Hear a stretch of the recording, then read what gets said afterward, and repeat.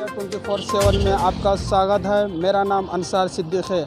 आज महाराष्ट्र के अंदर विधानसभा के इलेक्शन करीब आ चुका है। 20 तारीख को वोटिंग है और 23 तारीख को उसका रिज़ल्ट आएगा।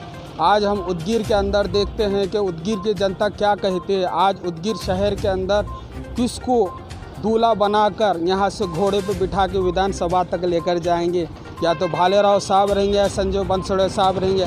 आज जानते हैं, देखते हैं कि पब्लिक की जनता के जहनों में क्या है। इलेक्शन बहुत करीब आ चुका है। जी तो क्या सोच है आपकी, क्या है मुद्दा, क्या है? अभी कोई मशवरा हुआ नहीं है। हाँ फिलहाल तो भालेराव का चल रहा है जी, अभी बोल नहीं सकते। अच्छा बनसोड़े और भालेराव दोनों में होगा कुछ तो भी ऐसा। अच्छा, भालेराव साहब का क्यों जहन में चढ़ा, क्या बात है? ऐसा क्या भालेराव साहब ने दो बार के आमदार है वो जी, 2 बार के आमदार है। और सुधाकर भालेराव का थोड़ा नाम भी है। अच्छा गौर गरीब को जानते हो। अच्छा। हाँ।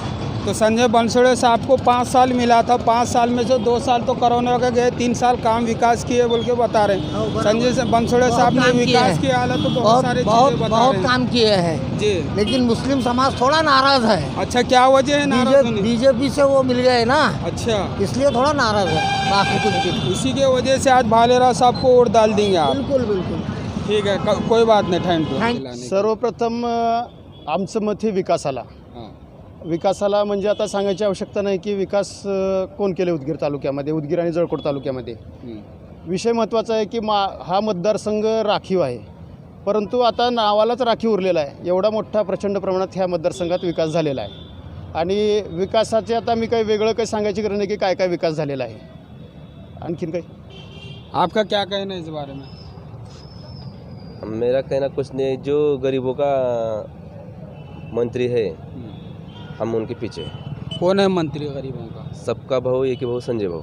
संजय बनसोड़े। बहुत सारे तो लोग ये कह रहे हैं कि भालेराव साहब ने 10 साल में विकास किया, बनसोड़े साहब ने खाली आगे नारियल फोड़े, रिबिन कट करे, सारा तो रिजल्ट भालेराव साहब के बारे में बता रहे हैं। उसके बारे में नहीं, लोग का जिसकी मर्जी है उसकी बोल सकते हैं, किसी के मालिक नहीं। लेकिन मैं बोलता हूँ उदगीर में 100% नहीं 100% भाऊ के पीछे है पब्लिक पूरा। और आपका क्या कहना है इस बारे में? मेरा तो कहना है कि 10 साल और 5 साल जो है इसमें ये देखी लोगों का जो इलेक्शन हो रहा है ना, वो देखी होने वाला है। जो 10 साल में जो किया नहीं वो 5 साल में हुआ है। उसके लिए जो जनता जो है जनता जनार्दन पूरा टोटल जो उदगीर विधानसभा में नहीं तो पूरा महाराष्ट्र में भाऊ का, संजय भाऊ का, जो अभी जो महायुति के जो उम्मीदवार है उनका पूरा महाराष्ट्र में चर्चा चालू है। उसके प्रश्न खड़ा किए कि 10 साल में जो कुछ किए भालेराव साहब ने किए, ठीक है, मैं इस बात से सहमत हूँ. थोड़ा मैं मराठी में बताना चाहता हूँ. बताओ ना, बिल्कुल बताओ. भालेराव साहेब पहिल्यांदा जेव्हा निवडून आले त्यावेळेस मी मान्य करू शकतो की त्यावेळेस राज्यात आणि केंद्रात सरकार नव्हतं, परंतु नंतरच्या 5 वर्षामध्ये गल्ली ते दिल्ली ही भारतीय जनता पार्टीची सत्ता होती. नगर परिषदपासून महानगरपालिकेपासून आता गल्ली ते दिल्ली म्हटलं तर समजलं असेल आपल्याला. तर माझं एकच म्हणणं आहे की तुमच्याकडे 10 वर्ष दिलेले होते. 10 वर्षामध्ये तुम्ही म्हणता की सगळं आणलात, ठीक आहे, तुम्ही आणलात, बरोबर आहे, परंतु मला काय म्हणत, गल्ली ते दिल्ली सत्ता असताना तुम्ही फक्त सगळ्या योजना कागदावर राहिल्या, मंजुरी आणलो, ठीक आहे, मग करू का शकलो नाही, हा पहिला प्रश्न. हां, ठीक आहे, बरोबर. हां, मग ठीक आहे. तर आता ज्यांना आम्ही विकास पुरुष म्हणतो, यानी की मी नाही म्हणत, पूर्ण उदगीर आणि जळकोट तालुक्यात त्यांनी भविष्यात आता यांनी म्हटल्यासारखं मेडिकल कॉलेज येणार आहे. उदगीरमध्ये बाकी तर सर्व शैक्षणिक फॅसिलिटी आहेत, तरी काही उदगीरकरांची मागणी असेल तर ते आम्ही मागण्या त्यांच्यापर्यंत पोहोचवू. आणि त्यानंतर रोजगाराचा विषय असा आहे की MIDC मंजूर झालेली आहे. जमीन अधिग्रहणामुळे एवढा वेळ लागला, शेतकऱ्यांनी आपल्या जमिनी न दिल्यामुळे वेळ लागला. नाहीतर या मागच्या 2.5 वर्षाच्या महायुतीच्या सरकारमध्ये भाऊंना जेव्हा कॅबिनेट मंत्रिपद मिळालं तेव्हा त्यांनी या 2.5 वर्षातच पूर्ण सर्व काही केले असते, परंतु जमीन अधिग्रहणाचा विषय होता, त्यामुळे राहिलेले आहे, मंजूर झालेली आहे. आणि त्यानंतर भविष्यात 10 ते 15 हजार करोडचा इथं उद्योग आणायचं भाऊंचं स्वप्न आहे. आणि हे स्वप्न फक्त संजय भाऊ बनसोडे यांनीच पूर्ण करू शकतात. कारण कसं आहे माहिती आहे का, त्या माणसात ती धमक आहे. आम्ही मागील 25 वर्षापासून उदगीरचे आमदार ओळखत होतो. माननीय मनोहर पटवारी साहेब आमदार होते, गोविंदअण्णा केंद्रे होते, शेखर भोसले साहेब होते. त्या वेळेस त्या प्रमाणात त्यांनी जी कामं केली ते कामं योग्य केलेली आहेत. त्यानंतर मधल्या 10 वर्षाचा काळ जो होता, त्या 10 वर्षाच्या काळामध्ये मला सांगा, राखीव मतदारसंघ जेव्हा झाला ते 10 वर्ष होते. त्या 10 वर्षात राखीव मतदारसंघ म्हणून काही विकास झालेला नाही. ठीक आहे, तुम्ही म्हणताना सगळं काही मी आणलं आहे, पण ते कागदोपत्री आणलो तुम्ही. पूर्णत्वास न्यायचं काम हे विकासपुरुष माननीय नामदार संजयभाऊ बनसोडे यांनीच केलेलं आहे. आणि त्या व्यतिरिक्त आता MIDC आल्यानंतर रोजगार तर उपलब्ध होणारच आहे. आणि भाऊंचं एक स्वप्न आहे की बा उदगीरला विमानतळ. आता विमानतळ कशासाठी, तो आम्हाला फिरायसाठी नाही तरी उद्योगधंदे उदगीरला आणायसाठी. त्या दृष्टीनं त्यांनी मुरलीधर मोहोळ यांच्याशी चर्चा पण झालेली आहे. आणि भविष्यामध्ये जे काही येतील मोठे उद्योगपती, आता इतर उद्योगधंदे आणावं म्हटलं तर त्यासाठी पहिले विमानतळ लागते, त्याची पण त्यांनी ग्वाही दिलेली आहे आणि ते करू शकतात आणि त्यांनीच करू शकतात. तो भालेराव साहब या संजय बनसोड़े साहब के साथ पूरे समाज के लोग हैं इनके साथ? कैसा है, समाज का ऊपर का बात नहीं है. 10 साल सभी समाज ने भालेराव साहब को चुन के दिया था, जी जो अब उसके बाद 5 साल में संजय बाबू को चुन के गया. और 5 साल में जितना काम हुआ, 5 साल में जितना काम हुआ वो 10 साल में उन्होंने कर नहीं सके. इसलिए लोगों का कहना है कि संजय बाबू काम कर सकते हैं और उनको इस बार चुन के लाना है. इसलिए संजय बाबू की हवा है और संजय बाबू की तरफ सबका रुझान है.